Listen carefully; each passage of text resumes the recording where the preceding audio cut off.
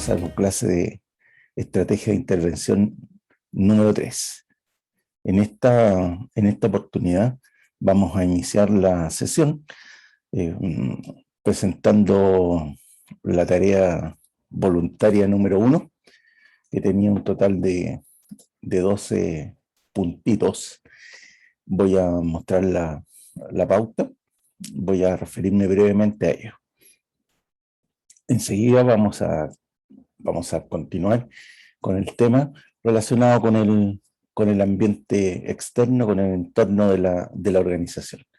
Y este tema que comenzamos ya propiamente tal a discutir la semana pasada, lo del entorno de la empresa, era muy atingente a la tarea voluntaria que se había pedido.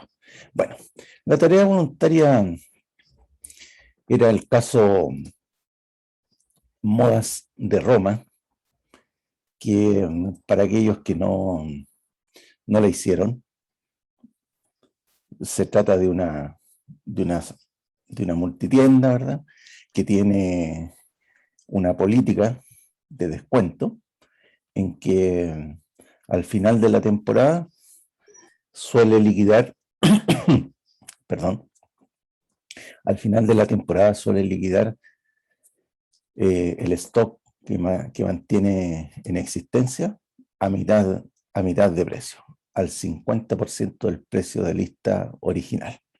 Y el problema que se le presenta al gerente de esta multitienda es que para una determinada prenda de vestir había tenido ventas más rápidas de las que había pensado en un comienzo. Se está por terminar el stock, así que enfrenta un dilema, si hacer o no un nuevo pedido.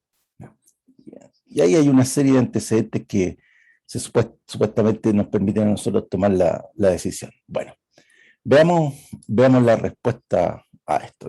La primera pregunta del caso Modas de Roma decía: ¿cuál es la decisión que debe tomar John Merlon? John Merlon, entre paréntesis, el gerente de la tienda. Entonces, la decisión en cuestión es si hacer o no el pedido. Lo que se está preguntando acá es la decisión. No el resultado de la decisión, sino cuál es aquello que él tiene que elegir. Y aquí la cosa es bien dicotómica. Dice: ¿hago el pedido o no hago el pedido? Esa es la decisión que él debe tomar.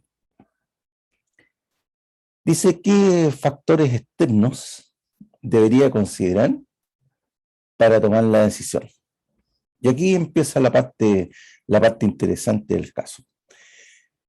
Se supone que él tiene una demanda que ha experimentado un determinado comportamiento, y podríamos decir que ese comportamiento a él lo tiene en la duda de si en realidad me va a alcanzar el stock que tengo para terminar la temporada y hacer la liquidación de acuerdo a nuestra política de mitad de precio, o va a ser necesario que yo haga un nuevo pedido.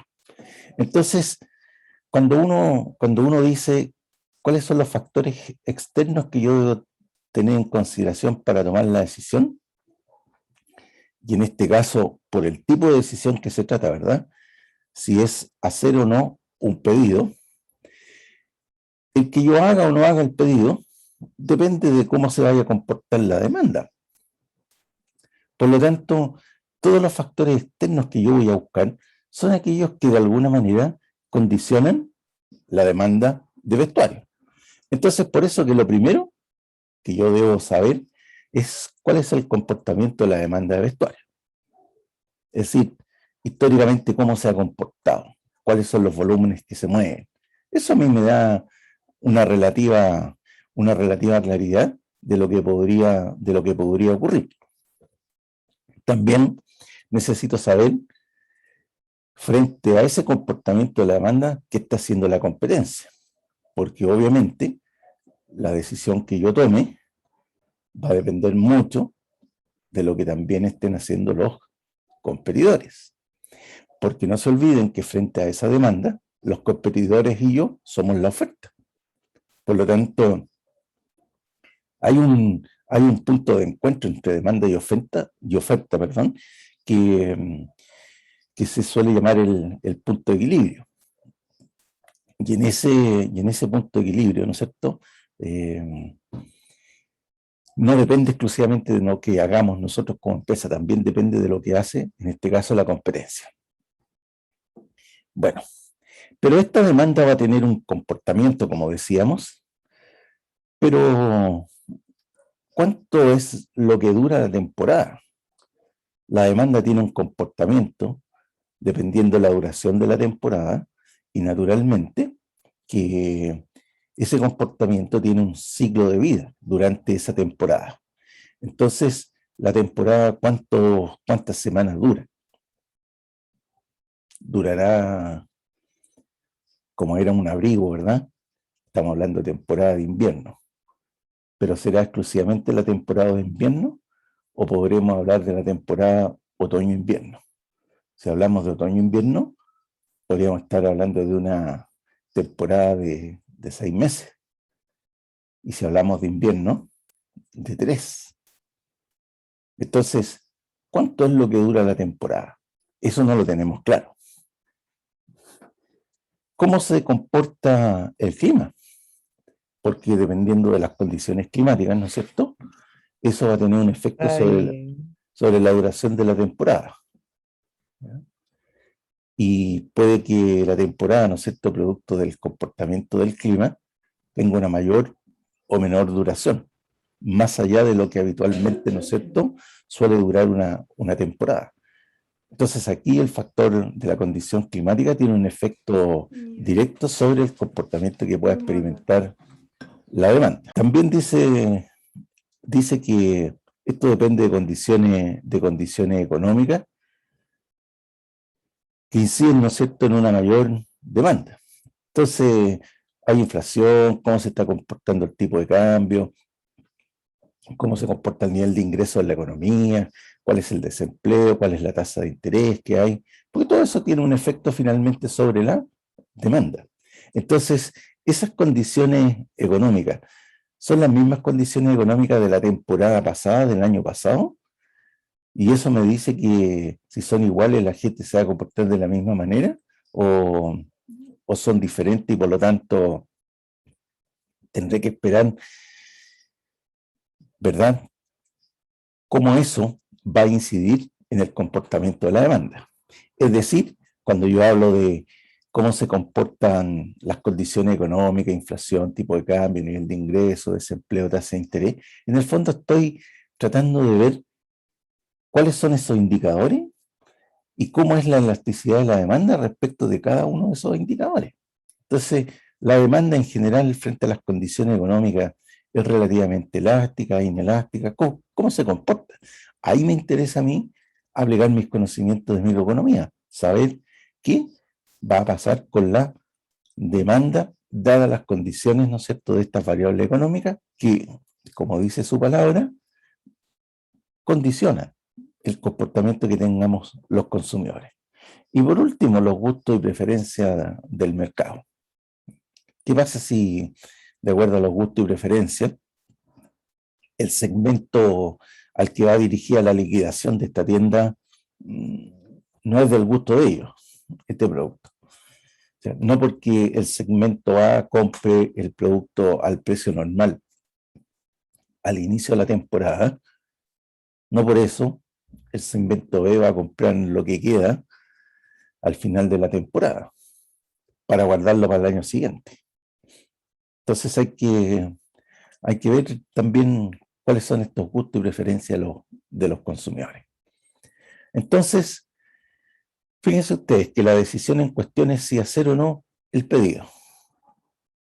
Y por lo tanto, si hago o no hago el pedido, dependo yo de factores externos.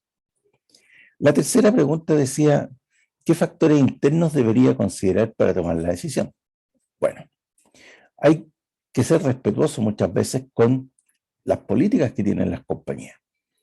Y en este caso, para esta empresa, su política ya formaba parte de la tradición. y era algo esperado por el público. Por lo tanto, hay que ser fiel a esa imagen, a ese posicionamiento. También habrá que considerar cuál es el nivel de inventario que nos queda del producto, los beneficios económicos esperados, ¿sí? cuánto queremos ganar. Y por último, la imagen de marca de la compañía y el impacto que puede tener nuestra decisión en la reputación de la tienda. Si nos quedamos sin stock, no vamos a poder hacer la liquidación y por lo tanto eso va a incidir en la reputación de la tienda. Podremos liquidar, claro, pero no vamos a poder liquidar la misma prenda. Y dice, ¿no es cierto?, que la decisión al final depende de factores externos, pero también de factores internos, es decir, de las condiciones del entorno, pero también de las propias capacidades de la empresa. Y nos pregunta en la cuarta pregunta cuáles serían los ingresos con y sin pedido. Y aquí no se puede decir que yo puedo establecer o determinar los ingresos con y sin pedido, porque la respuesta implica lo que dice ahí, identificar con claridad los precios de venta, con y sin liquidación, y las cantidades que yo vendería, con y sin liquidación. Y todo eso debe basarse en un supuesto de duración de la temporada. ¿Y cuánto dura la temporada? Pareciera ser, ¿no es cierto?, que lo que vemos hoy en nuestra realidad, la temporada de invierno era un poco más corta porque en determinadas zonas del país el cambio climático, la sequía, ¿verdad?, adelanta la primavera. El invierno tradicionalmente termina el 21 de septiembre, ¿verdad?, cuando ya comienza la primavera, pero puede haberse terminado antes la temporada de invierno, o en algunos casos continúa, porque a veces nos hemos enfrentado a fenómenos donde en septiembre y octubre ha continuado lloviendo, y eso significa que la temporada se extiende. Entonces, ¿cuánto dura la temporada? Entonces aquí se habla de hacer un pedido adicional. Bueno, pero ese pedido adicional tiene relación con la duración de la temporada si no sabemos cuánto es. Por lo tanto, necesitamos información externa para conocer no cuál es la duración estándar de la temporada, sino que cuál va a ser la duración de la temporada ahora. La pregunta 5 habla de cuáles son los costos con y sin pedido. Claro, ya era más fácil y esto era para que todo el mundo tuviera 2 puntitos en esta pregunta. Dice, costos sin pedido, ya, compró 120 unidades a 100 cada una, $12,000. Y el costo con pedido, se compran supuestamente 60 unidades adicionales, pero en este caso a 120 porque el proveedor subió el precio, y eso me da 7,200. Por lo tanto, el costo con pedido son el costo anterior más los 7,200, o sea, 19,200. Esa era la más fácil de calcular. ¿Qué recomendaría usted? Claro, uno dice, no, yo creo que hay que comprar. Y hay otros que dijeron, yo creo que no hay que comprar. Bueno, la mayoría dijo, yo creo que hay que comprar. Pero ¿qué dije yo al comienzo de la asignatura? El mundo está lleno de los creí que, los pensé que. Es decir, en base a supuestos sin sustento que nosotros nos damos para tomar una decisión. Entonces, cuando usted dice, no, yo creo que hay que comprar, hay que hacer el nuevo pedido porque resulta que el ritmo al que es lo que usted cree nomás, ¿no? Pero no tiene los datos para poder tomar la decisión. Por lo tanto, ¿qué va a recomendar usted? Que se busque más información. ¿Y qué me interesa en este caso? ¿Qué información es la relevante para mí? Dos cuestiones clave. El comportamiento de la demanda, es decir, ¿Cuál es la elasticidad de la demanda frente a una serie de variables externas? Y el otro dato que me interesa conocer es cuánto va a durar la temporada. Entonces aquí no se trata de ser un tomador de decisiones basándose en lo que yo creí que o en lo que yo pensé que, sino que haciendo análisis de la información y generando un conocimiento a partir de esa información que me permita apoyar mi toma de decisiones. Fíjense lo interesante de esto. Cuando ustedes toman una decisión, ustedes necesitan información y el conjunto de información que ustedes tienen les genera un conocimiento y es ese conocimiento el que les permite tomar la decisión, no la información, el conocimiento. ¿Ya? ¿Qué es lo que yo logro saber a partir de cada uno de estos antecedentes que yo he requerido como empresa? De todos los equipos que mandaron su respuesta voluntaria a este caso, creo que el mayor puntaje fueron 8 y el más bajo 5. ¿Ya? Así que muy bien, anduvieron todos ahí en el rango de dispersión de más o menos 3. ¿Ya? Así que está muy bien, está muy bien. Era difícil. ¿Era difícil qué cosa? Era difícil asimilar que la toma de decisiones depende de las condiciones del entorno, principalmente, en este caso, de dos factores: la sensibilidad que tienen los consumidores frente a los estímulos de su entorno y, por otro lado, de la duración de la temporada y, naturalmente, asociado a eso, el comportamiento de la demanda. Bien. Entonces, cuando nosotros estamos hablando de organizaciones contemporáneas y decimos que en nuestro entorno el día de hoy, ¿ya?, o actualmente, hay 4 grandes fenómenos que lo caracterizan, que son la globalización, la pandemia, los movimientos sociales y las tecnologías, principalmente tecnología de la información y la comunicación.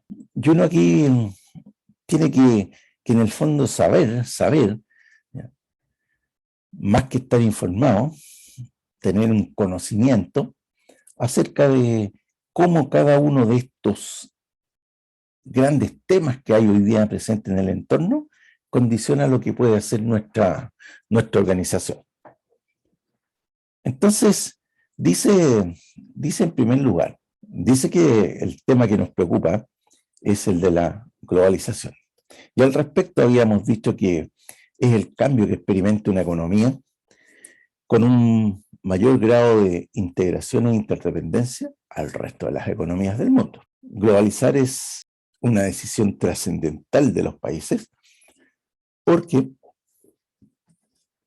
la independencia que yo puedo haber tenido se va a perder porque estoy integrándome al resto de la economía. Por lo tanto, si yo soy una economía pequeña, yo sé que voy a depender del comportamiento que experimenten economías más grandes, las que llevan en este caso, ¿verdad?, la guaripola en materia económica. Voy a depender de esas economías, pero voy a depender más o menos dependiendo de cuán integrado yo estoy a esas economías. Entonces, cuando el 80% el 70% de tu Producto Interno Bruto proviene, ¿no es cierto?, de la relación que mantienes con estas economías, tu nivel de interdependencia casi es absoluto, ¿no? Por tanto, ese es un tema importante que hay que mirar desde el punto de vista de la globalización. ¿Cuán integrados estamos con el resto del mundo y cuán interdependientes de ese resto del mundo nosotros somos? Entonces, aquí contaba un poquito la historia de la globalización, decía que para que efectivamente se dé la globalización tienen que ocurrir una serie de cosas. Y las dos cosas principales que se denominan los detonantes de la globalización son el libre flujo de bienes, capitales y personas a través de las fronteras, y la otra tiene que ver con el desarrollo tecnológico. Y estas dos variables se le llaman los detonantes de la globalización. Y las empresas que se meten en el tema de la globalización, dado que su país está integrado con otras economías, lo primero que hacen las empresas es describir un ciclo, pasan de ser una empresa meramente doméstica a tener una etapa internacional, principalmente a través de las exportaciones, y hasta llegar a convertirse en una empresa global. Entonces, dependiendo del nivel de desarrollo, del negocio, yo puedo tener un negocio meramente doméstico o puedo llegar a tener un negocio global, con mucha presencia a nivel mundial. Y dependiendo del nivel de localización en el extranjero, ¿verdad? O a nivel local. Entonces, ¿qué es lo que uno encuentra? Que las fases anteriores, esto de que yo soy una empresa local, ¿verdad? Que de ahí viene una etapa internacional, una multinacional y una etapa global, ese ciclo de vida se da aquí, se da aquí. Entonces, ¿pero por qué se devuelve esto? Bueno, se devuelve aquí, ¿no es cierto?, hay un punto de inflexión en esta curva, y principalmente se devuelve porque cuando ya las empresas son globales, todos los mercados son su mercado doméstico en el fondo. Entonces la empresa está con presencia regular en muchos países. Por tanto, vuelve a ser como una empresa doméstica, pero con presencia en muchos mercados. ¿Ya? Eso es lo que vimos la semana pasada. Ahora vamos a un nuevo elemento que tiene que ver con la característica actual de nuestro escenario, la pandemia. Y dentro de poco voy a empezar a preguntar por puntitos, a ver si alguien puede sumar. Debo decir que voy naturalmente a subir la pauta al aula. También voy a subir el ranking de puntitos. Solamente voy a publicar los que tienen puntos, no voy a publicar al curso completo. Entonces, de los que tienen puntos, voy a publicar el ranking. ¿Quién lleva más, quién lleva menos? Eh, bien, entonces, vámonos con el tema de la pandemia. Dice que el COVID-19 ha sido una enfermedad amenazadora para todo el sistema. Y si miramos a la empresa desde un punto de vista sistémico, vemos que la pandemia ha afectado al escenario, ha afectado al entorno principalmente. Es una variable del entorno, pero que afecta a todo el entorno. Y vemos que hay repercusiones económicas de la pandemia, hay repercusiones políticas de la pandemia, repercusiones sociales, culturales, repercusiones tecnológicas, y para qué decir de repercusiones desde el punto de vista legal y desde el punto de vista ambiental. Entonces, yo les voy a preguntar lo siguiente. La pandemia del COVID-19, y esto obviamente por puntitos, ¿qué consecuencias económicas ha tenido? Ya puede dar un ejemplo de Chile, un ejemplo de cualquier otro país. Pero la pandemia, ¿cierto?, ha tenido un efecto, dice, que ha amenazado a todo el sistema. Principalmente ha generado cambios en el entorno, ¿no? ¿Qué efecto económico ha tenido la pandemia? Que tienen que ver con el entorno, no con la empresa ni con las personas, sino en general con el entorno. Hay efectos económicos, hay efectos políticos. ¿Qué Profe, efectos? Digan.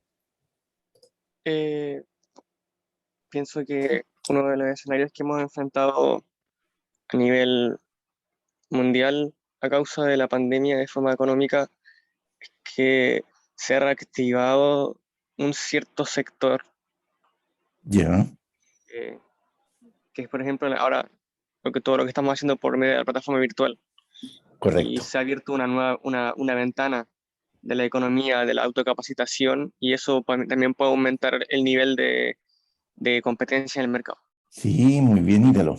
Muy bien, muy bien.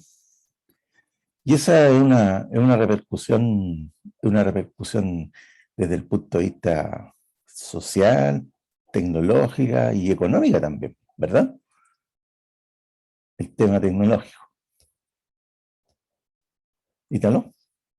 Sí, así es. En mi casa, bueno, con mi hermano lo llamamos a eso como cuando hay una combinación de cosas, lo ¿Ya? llamamos el wombo combo, como una sumatoria de cosas. Sí, el combo. Ya, muy bien.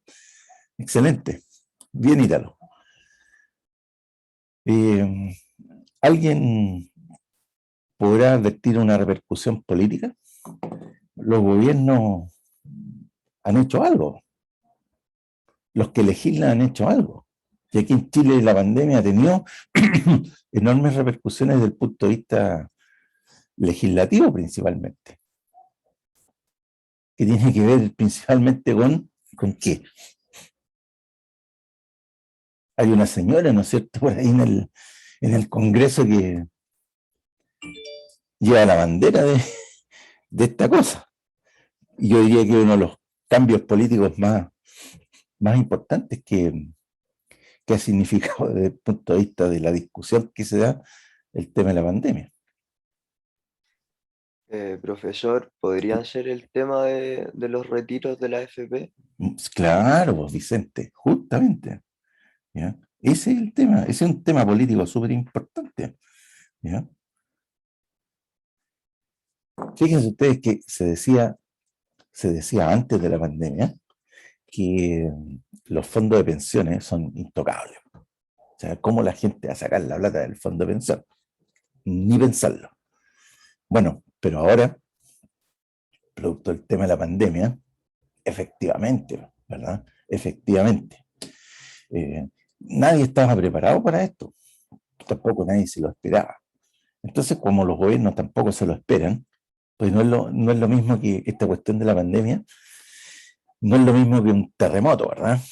Nosotros somos un país sísmico y si hay un terremoto, poco más, poco menos, los países están preparados, Chile está preparado para el tema de los terremotos, en términos del gobierno, la ayuda que va a prestar el gobierno, ¿no es cierto?, los ONEMI, los intendentes, en fin, los sistemas de emergencia, funcionan en Chile, funcionan. Entonces, rápidamente hay una capacidad de reacción en general del gobierno frente a aquello. Y listo, se acaba el tema. Pero en el caso de la pandemia, eh, obviamente que el mundo político se dio cuenta de que no habían fondos para ir en ayuda de la gente, que, bueno, no se estaba preparado simplemente. Entonces, todos tratando de ayudar, claro, de las principales cuestiones es que hubo que recurrir nada más y nada menos que a los fondos de pensiones. Entonces, hubo que legislar para eso, hubo que hacer una legislación. ¿Ya? Desde un punto de vista social o cultural, qué gran cambio ha graficado la pandemia. Usted cuando sale ahora, sale bajo las mismas condiciones que salía antes de la pandemia. Si alguien, Valentina, Sí, podría ser el autocuidado que ahora las personas tienen como una mentalidad como de mayor precaución. correcto, Valentina. Y eso se ve reflejado principalmente en qué cosa, en el uso Mascarilla. de la mascarilla, claro.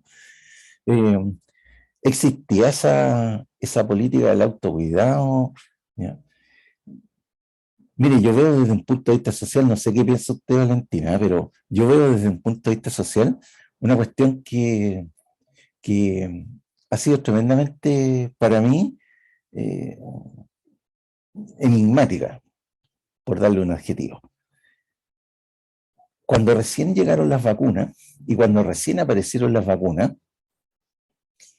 yo hice una encuesta entre mis estudiantes el año pasado y del 90%, el 90% de los cursos, nadie se iba a vacunar. Y hoy día pregunto, y están todos vacunados. O sea, al principio todos teníamos miedo de la vacuna, no, era una incertidumbre. Y ahí se produce un cambio importante. Y ahora, quien no está vacunado es ya la excepción, ¿ya? Y en todos los rangos etarios, ¿ya? Y ese es un cambio importante. Tiene que ver esto con lo que usted señala, Valentino, ¿no? Claro, yo creo que sí, porque supuestamente sí. O sea, no ahora porque ahora sí, como que ya no es tanto, pero antes había como estaba esto del mayor cuidado, Ya.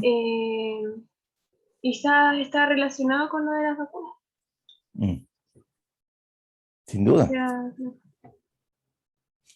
Muy bien, Valentina. Muchas gracias, Valentina. Entonces, fíjense que este es un fenómeno que es más fácil verlo porque es un ejemplo que tenemos más a la mano. Esto que ocurre tiene un impacto sobre las condiciones del entorno en general, pero también sobre determinados grupos de interés, sobre determinados, a esto se le llaman los stakeholders, ¿no es cierto? O los stakeholders, más bien dicho, mejor dicho, porque aparecen grupos preocupados de colaborar, por ejemplo, con el tema de la pandemia. Y cada uno trata de hacer un esfuerzo pensando en que lo está haciendo bien, a todo nivel, a todo nivel. Por ejemplo, dentro de nuestra propia universidad, en la Facultad de Ingeniería, con el uso de impresoras 3D, se confeccionaron una cantidad, pero mucho, de estos visores plásticos que se donaron a los sistemas al servicio de salud, en el fondo. Se donaron para los funcionarios de la salud, estos visores plásticos para protegerse del contagio. Y eso fue una iniciativa de la universidad, la Facultad de Ingeniería, en fin. Y podríamos decir que ahí hay un grupo que participa activamente. Pero aparecieron otros grupos, ¿ya? Otros grupos que también fueron en ayuda.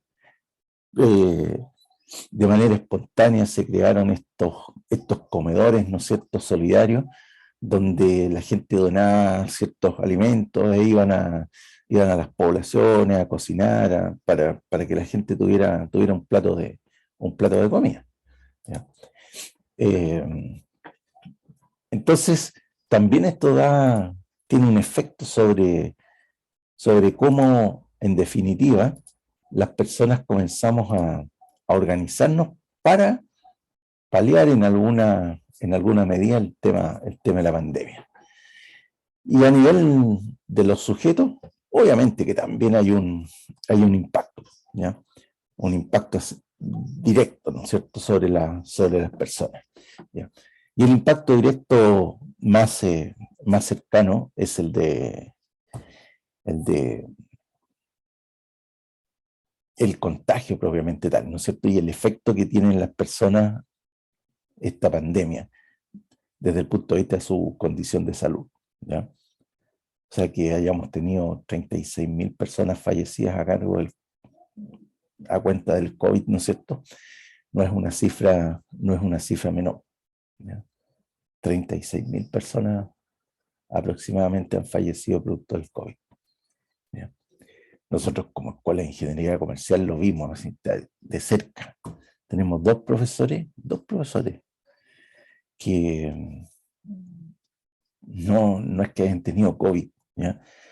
Sino que a uno de ellos, un hermano y la mamá fallecieron, el otro falleció su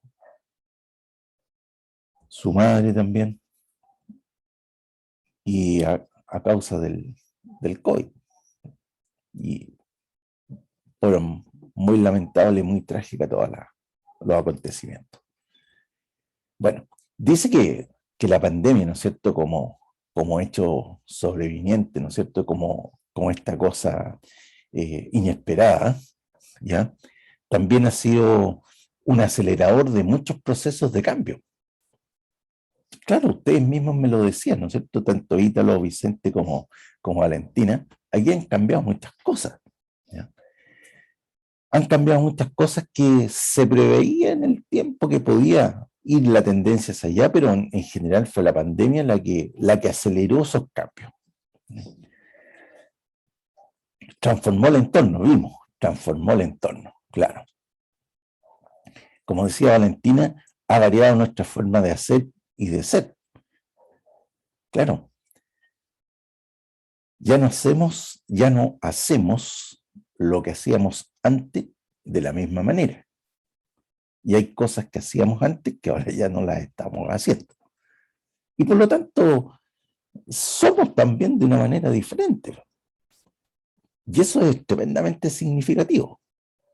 Ahora, si ustedes lo miran desde el punto de vista del comportamiento de las organizaciones, obviamente que estos cambios de hábito finalmente tienen un efecto sobre el comportamiento de las organizaciones. Ya, díganme ustedes, ¿qué es lo que se ha acelerado? ¿Qué proceso de cambio creen ustedes que se ha acelerado producto de la pandemia? Somos testigos presenciales de esto. Y hay algo que se preveía que iba a ser así el futuro, pero el futuro llegó antes. ¿Qué cosa importante cambió? La educación.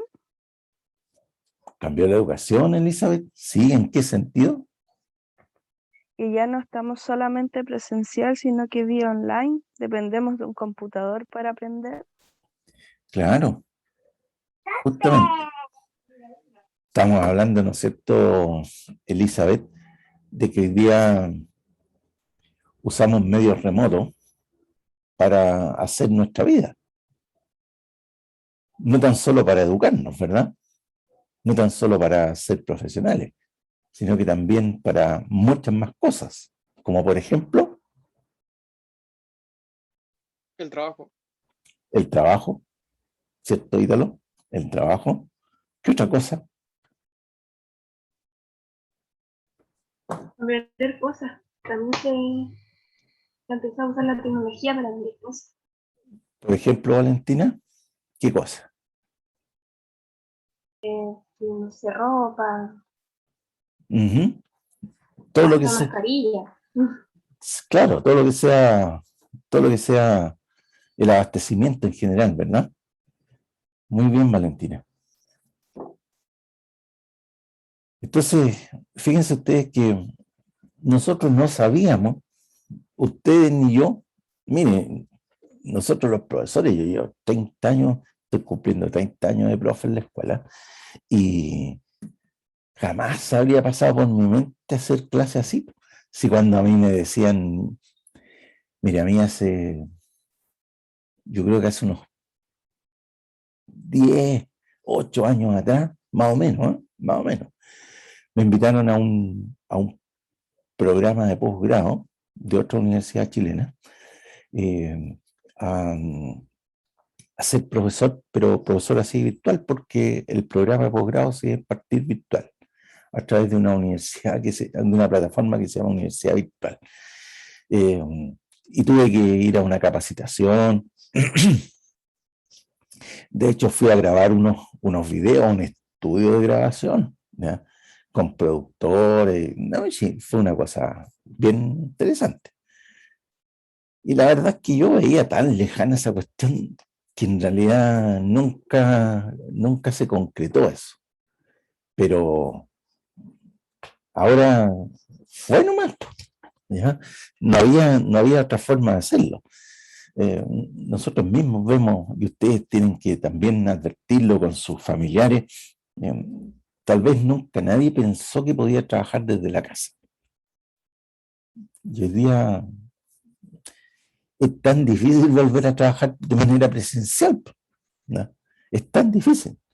El otro día, en una reunión, comentaba la profesora Karen, ustedes la conocen, la profesora Karen, he tenido clase con ella, comentaba la profesora Karen, decía, yo no quiero volver a la sala de clase, decía, me estoy tan cómoda en mi casa, haciendo mi clase, y en realidad me acostumbré, dice, me acostumbré y creo que no voy a volver, pues como se va parece que a retirar, eh, la verdad es que, bueno, decía, estoy feliz en mi casa, ¿ya? Tengo mi Coca-Colita al lado, mi cafecito, me fumo mi puchito, decía, y hace tiempo que no hacía una clase tomando una Coca-Colita y fumándome un puchito. Decía. Eso ya no lo puedo hacer en la universidad, pero aquí en mi casa, obviamente que sí. Entonces, claro, ahí hay un cambio. Otra cuestión importante que ocurrió en nuestro entorno es el famoso estallido social. Estallido social que no solo se dio, ustedes lo han visto, no solo se dio en Chile, sino que desde por lo menos desde por lo menos del 2011, que se viene dando esta cuestión del estallido social en general en el mundo, ¿eh? Desde esa época más o menos. Y lo que uno ve, ¿no es cierto?, es que en general, aquí quiero hacer una acotación, que en general con estos tipos de cambios que se producen, que tienen un tinte político, es más fácil de ver y de entender lo que quiero decirle. Miren, hace algunas semanas yo comenté, y si no me equivoco fue la semana pasada, estaba tratando de recordarme qué les dije específicamente. Yo decía que a nosotros, como analistas del entorno, no estamos para emitir juicios del entorno.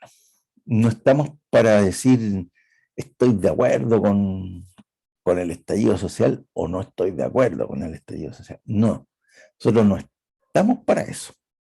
Nosotros estamos para ver de qué manera ese acontecimiento va a tener un efecto sobre nuestra organización y de qué manera eso va a condicionar el que podamos cumplir nuestros objetivos de mercado, pero también nuestros objetivos internos como organización, nuestros objetivos hacia las personas de la organización. Entonces, lo importante es aprender a mirar lo que ocurre en el entorno sin hacer un juicio de esto, sino que teniendo, le llaman los expertos a esto, una altura de mira, de tal suerte de ver el fenómeno, entender el fenómeno. Después, cuando se vaya para la casa, ¿no es cierto?, en su vida privada, usted se podrá banderizar o no con el fenómeno. Y podrá decir que está a favor, que está en contra, que le gusta, no le gusta, que... En fin. Esa es otra historia. Pero desde el punto de vista de nuestra gestión como profesionales, como expertos en analizar los entornos, nosotros tenemos que decir, ya, esto está pasando. Y esto que ocurrió generó lo que ustedes ven aquí. Dice, sacó a la luz realidades que estaban ocultas. Hay cosas que ni se sabía que existían. Dice, surgieron banderas de lucha y relatos como la diversidad, ¿no es cierto?, el feminismo, los pueblos originarios, el medio ambiente, entre otras tantas cuestiones. Se levantaron unas banderas, ¿ya? La bandera de las no más AFP, que no queremos más, no sé qué cosa. Bien, todo eso. Y todo esto finalmente pone así como en tela de juicio, ¿verdad? El lucro, la desigualdad, los privilegios, el poder, la ética, los valores, entre otras tantas muchas cosas. Pero fue el movimiento en sí, esta cosa, estallido social, genera un cambio porque coloca en relevancia, ¿no es cierto?, temas que estaban a lo mejor subyacentes dentro del comportamiento de la sociedad. En el caso nuestro se generó un proceso constituyente. Más allá de si yo estoy de acuerdo o no estoy de acuerdo, es un hecho del entorno. Y el estallido social, entre otras cosas, ha generado mucha incertidumbre porque nadie puede decir lo que va a pasar. Pero a mí, ¿qué me interesa? Como analista, me interesa saber que hay incertidumbre. Claro. Entonces no es lo mismo que yo tome decisiones bajo condiciones de incertidumbre que bajo condiciones de certidumbre. Por lo tanto, es un elemento tremendamente importante. Específicamente desde el punto de vista empresarial, ¿cómo afectó esto a las organizaciones? Naturalmente que es la ética. Entonces aquí nosotros empezamos a encontrar que muchas empresas que a nosotros nos gustaban, en realidad no eran tan buenas como nosotros pensábamos. Porque, como les decía, aquí hay un cambio de valores, ¿no es cierto? Hay un cambio de perspectiva en que hay temas que empiezan a ser relevantes hoy día. Relevantes para emitir un juicio respecto de una organización. Entonces, antiguamente uno decía, oye, esa empresa es súper grande, listo, y lo que importaba era el tamaño de la empresa. Pero hoy día da lo mismo que sea grande, chica, ¿ya?, o muy pequeña, eso es irrelevante. Hoy día lo que es en general impactante desde el punto de vista de la organización es su comportamiento ético. El estallido social también tuvo un efecto en lo empresarial, sacó a flote, ¿no es cierto?, esto de la opacidad de las organizaciones. Que esto se refiere a la falta de claridad o de transparencia que las empresas en general han tenido respecto a su gestión. O sea, antiguamente la premisa era, ¿qué tengo yo que estar contándole al pueblo lo que hago como empresa? ¿Para qué? Pero hoy día al pueblo le interesa. Y al final es el pueblo, la ciudadanía, la que compra los productos de las empresas y satisface sus necesidades con esa empresa. Entonces, hoy día es tremendamente importante para muchas personas decir, no, a esa empresa sí, a esa empresa no.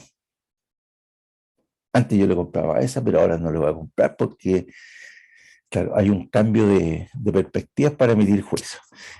Y naturalmente que sacó, ¿no es cierto?, a la palestra a todas las empresas desde el punto de vista de la responsabilidad social empresarial.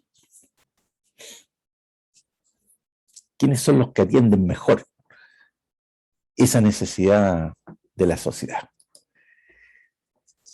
Y llegamos al gran elemento que ha cambiado nuestras vidas, la tecnología.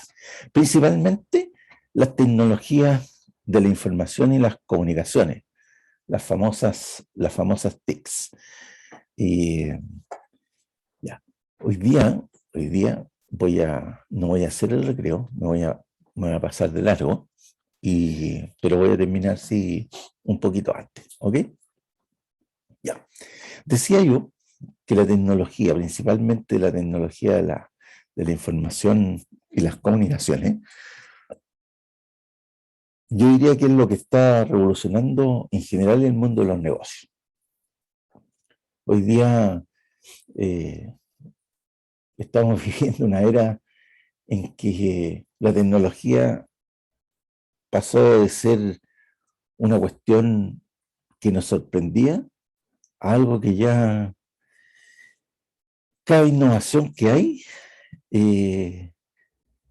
ya no nos sorprende que sea así, ¿ya? Lo sorprendente no es que la tecnología que va apareciendo genere estos cambios tan trascendentes. Eso ya no es sorprendente, porque es lo que esperamos simplemente la tecnología. La tecnología ya nos acostumbró a que hay cambios que son trascendentes. ¿Cuándo iba a pensar usted que el computador, el televisor y todo lo que era telecomunicación iba a estar integrado en un solo aparato? Oye, hoy día un teléfono.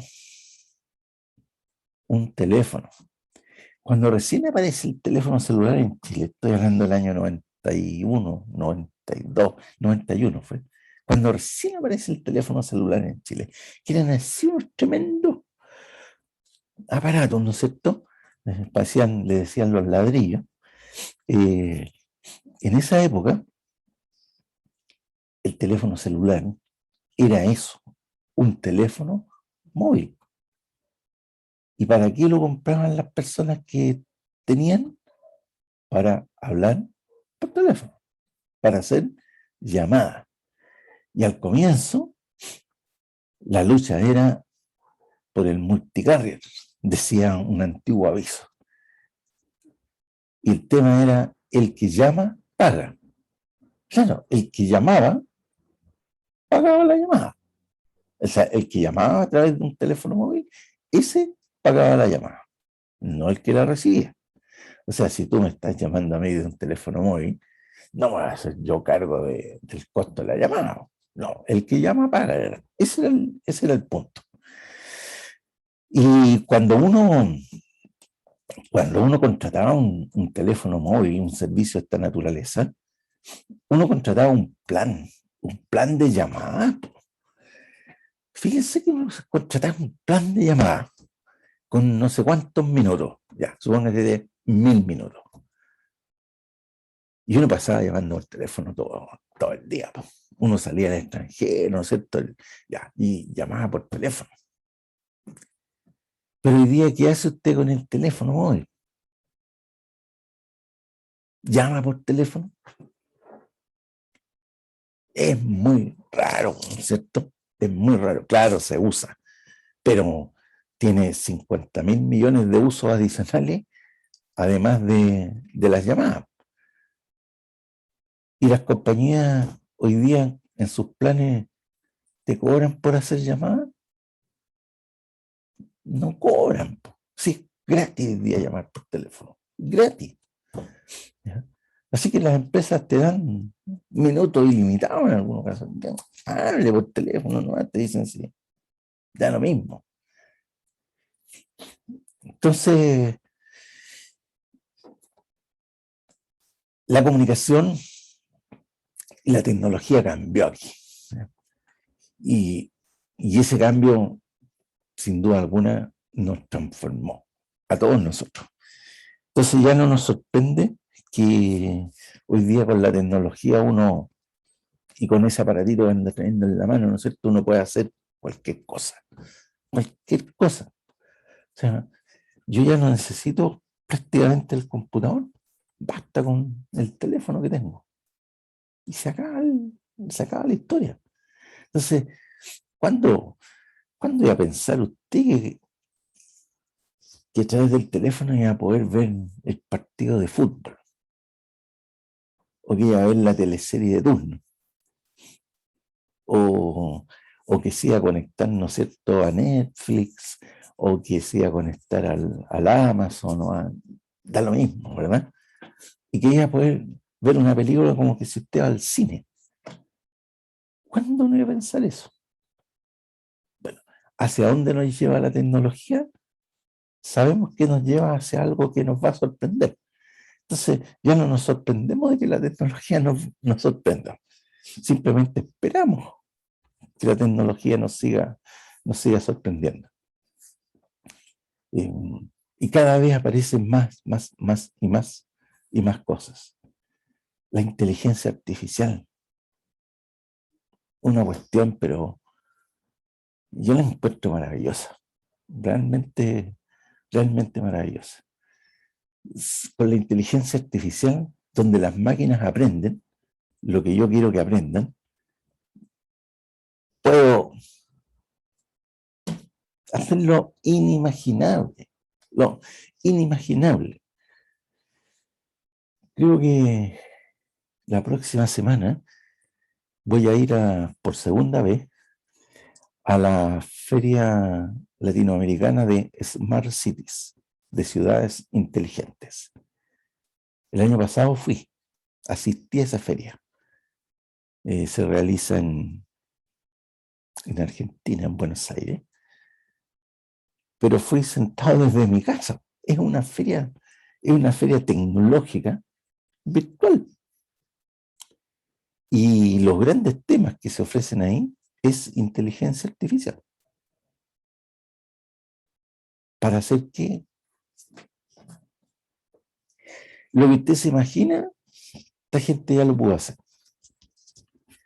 Y yo visito la feria, visito los pabellones, visito los stands, y es como que si estuviera caminando por ahí. Esa es la feria virtual, una smart muestra de lo que ocurre. Entonces, la tecnología ha tenido algunos efectos en las empresas, principalmente en los activos fijos. Hoy día no se requiere tener una gran instalación, no se requieren grandes edificios. A lo mejor con un escritorio o en una habitación, 3, 4 escritorios, y con eso está lista la empresa. Bueno, nuevos y más canales de mercado. Claro que sí. O sea, la posibilidad que hoy día tenemos de comprar sentados desde nuestra casita o acostados en nuestra camita. ¿Cuándo usted pensó alguna vez que iba a comprar acostadito en la cama? ¿Cuándo? ¿No? Mayor poder de los consumidores por la información disponible. Claro, obvio. Yo tengo toda la información ahí. Lo que no tengo a veces es tiempo para comparar esa información. Pero en algunas ocasiones uno lo hace. Yo lo hago. ¿Hago qué cosas, por ejemplo? Yo voy a comprar, ¿no es cierto?, un par de fierros, ¿no es cierto?, de perfiles de acero para hacer algo en mi casa. Y como los puedo comprar por internet y me los vienen a dejar a la casa, yo veo cuánto me cobra Easy por ese modelo, por esa especificación del fierro, por ese tipo de fierro, y cuánto me cobra el Home Center. Y sé a quién se lo voy a comprar porque sé quién lo está dando más barato. Si quiero comprar un tarro de pintura, un saco de cemento, lo que sea, ya, lo que usted quiera comprar. Si usted se quiere comprar un jeans de una marca X, usted puede recorrer todas las multitiendas y ver dónde está más barato ese jeans, ¿ya? Y así sucesivamente. Entonces, ¿quién tiene el poder? El que está haciendo clic. Ese es el que tiene el poder hoy día. Mayores restricciones en los tiempos. Claro, la instantaneidad, el corto plazo, da origen a ciclos de vida más cortos de las cosas, de los productos, ¿ya? Y uno quiere que todo sea al tiro ya. Uno como que se acostumbra a que las cuestiones sean cada vez más rápidas, más rápidas. Entonces uno le pide a la tecnología que le aporte tiempo, en definitiva. Mire, desde que yo conocí los MacBook, ¿ya?, los computadores Mac, ¿ya?, nunca más me quise cambiar. Yo he tenido en mi vida, pero de todas las marcas, de todos los gustos, ha habido por haber. Desde computadores cuando existían los IBM, pasando por los HP, los Sony, Samsung, Lenovo, o sea, los he tenido todos. Hasta que llegué a los Mac. Y el día que llegué a Mac, nunca más, nunca más, nunca más me voy a cambiar de esta cuestión, a no ser que salga otro que sea más maravilloso que el Mac. O sea, yo termino una clase, cierro el computador y me voy. Y después lo abro y activo. Está funcionando el equipo. O sea, esa instantaneidad, esa rapidez con la que trabaja este computador, eso para algunas personas no tiene precio, no tiene precio. Sí, es rapidísimo. No se te reinicia, nada, sí, es una maravilla, es una maravilla. Te facilita la vida. ¿Ya? Entonces, ¿qué es lo que uno encuentra? Uno encuentra que el entorno en general, puede ser un entorno simple o un entorno más complejo. Y los cambios que se suceden en el entorno pueden ser pocos, es decir, encontramos un entorno más estable, pocas variaciones, pocos cambios, o entornos que son tremendamente dinámicos, tremendamente, ¿no es cierto?, transformadores. ¿Y dónde estamos nosotros hoy día? ¿Ya? ¿Es fácil hoy entender el entorno? Lo que les puedo decir es que no es tan fácil como lo era hace 50 años. No es tan fácil como era hace 30 años. Nosotros teníamos, como estudiantes de ingeniería comercial, un ramo, una asignatura que se llamaba, hoy día esa asignatura podríamos decir que es dirección estratégica, está en quinto año, y antes uno en quinto año tenía una asignatura que se llamaba política y acción administrativa, política de empresa. Y resolvíamos solamente casos. Nos resolvíamos 120 casos en el año, 120 casos en un año. Pues el ramo además era anual, duraba un año completo el ramo.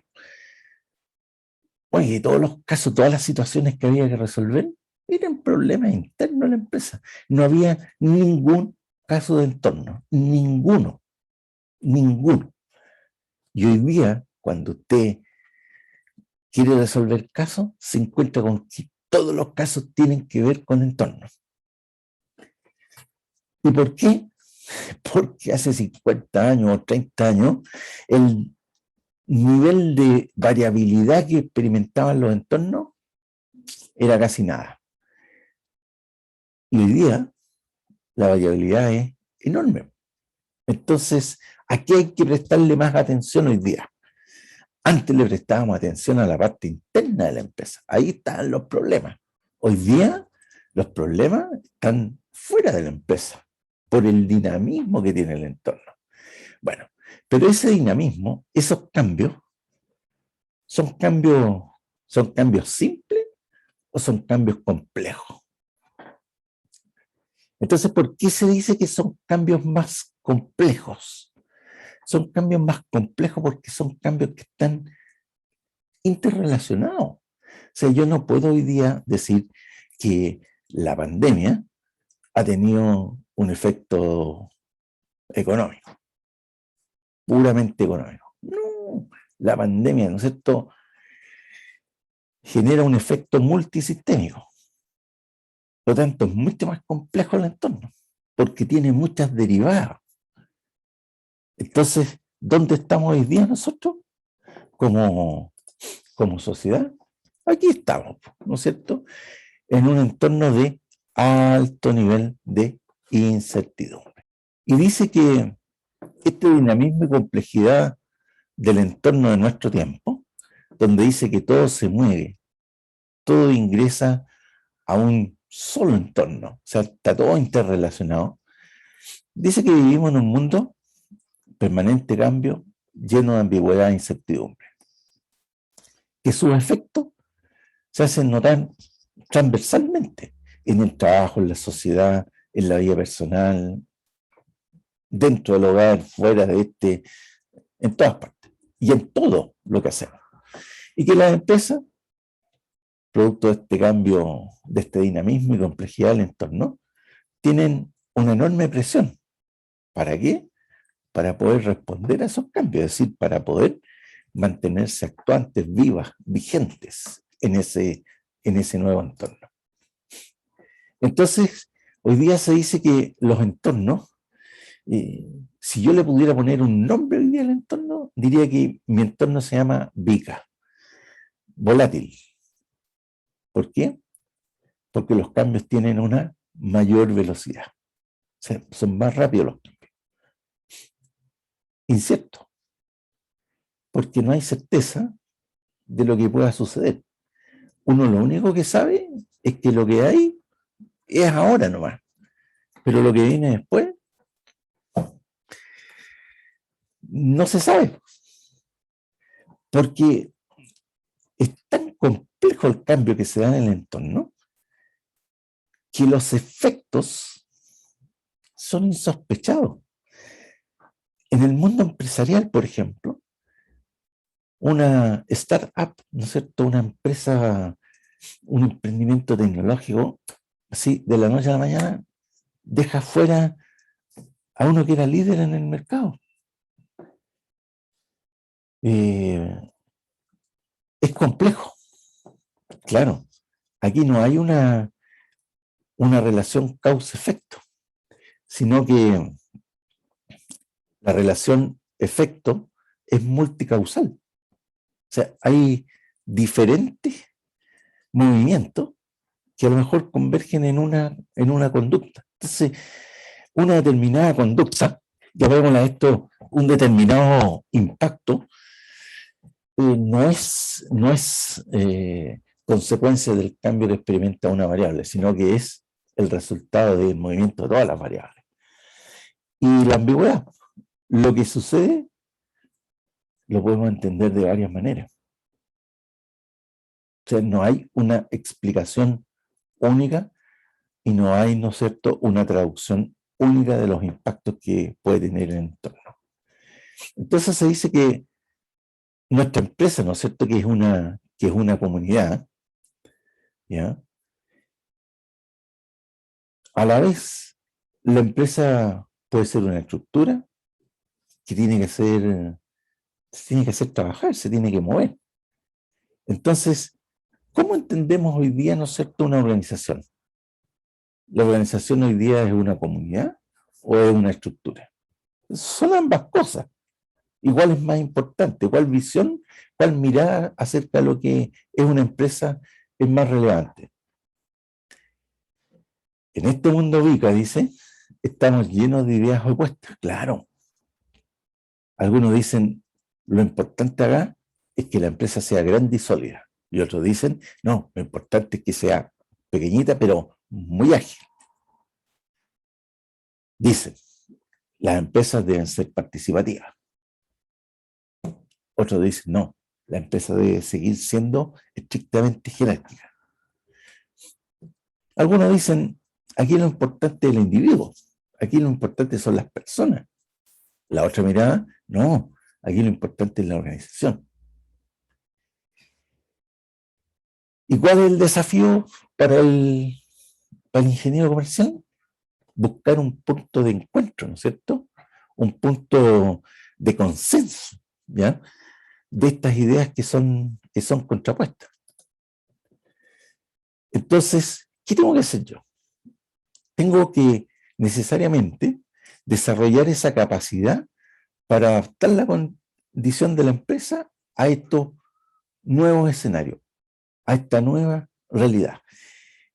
Ese es su primer desafío en esta asignatura. Entender el entorno, porque su función es adaptar la empresa de acuerdo a esas condiciones del entorno. Y para poder adaptarla, tengo que entender lo que pasa en el entorno. Segunda cuestión.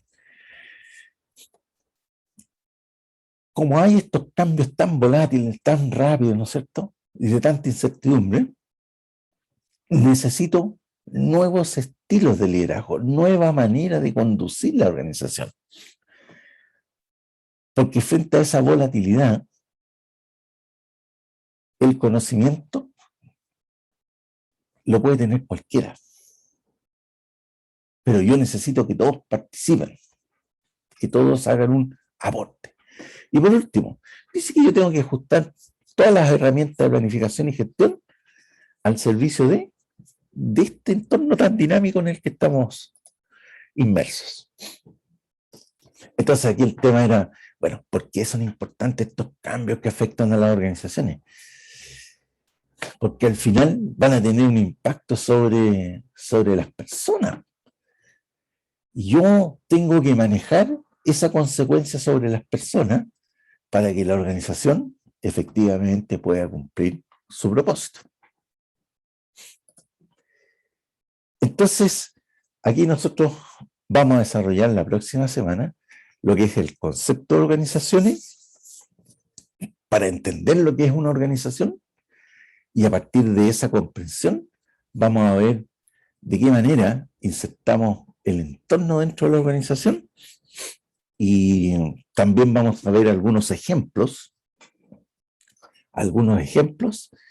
de cómo estas grandes transformaciones de los acontecimientos principalmente tecnológicos han generado como consecuencia grandes transformaciones en los liderazgos empresariales de un mercado. O sea, el que era líder hace 10 años, hoy día ya puede que no exista. Y vamos a ver algunos ejemplos. El que decía ser el número 1 en venta en el mundo, ya no lo es. ¿Todos creen que mi producto es el mejor? Sí. Soy el producto líder del mercado desde el punto de vista de la calidad, pero no soy el que más se vende. Parece que los efectos y los elementos a través de los cuales tú te diferencias como empresa han dejado de ser relevantes. Parece que algo pasó. Entonces, aquí vamos a comenzar la próxima sesión. ¿De acuerdo? Y esa próxima sesión, ¿cuándo va a ser, chicos? Lunes 20 de septiembre. Tenemos una semanita de receso la próxima. Así que un abrazo para ustedes y que pasen una bonita fiesta patria. ¿Ya? Cuídense mucho y beba con moderación y coma con moderación. ¿Ok? Ya, chicos. Gracias, Que profe. vaya, Igual a usted. que les vaya bien, ¿eh? Muchas gracias por la participación. Chao, profe, que esté Que esté bien. muy bien. Chao, chao.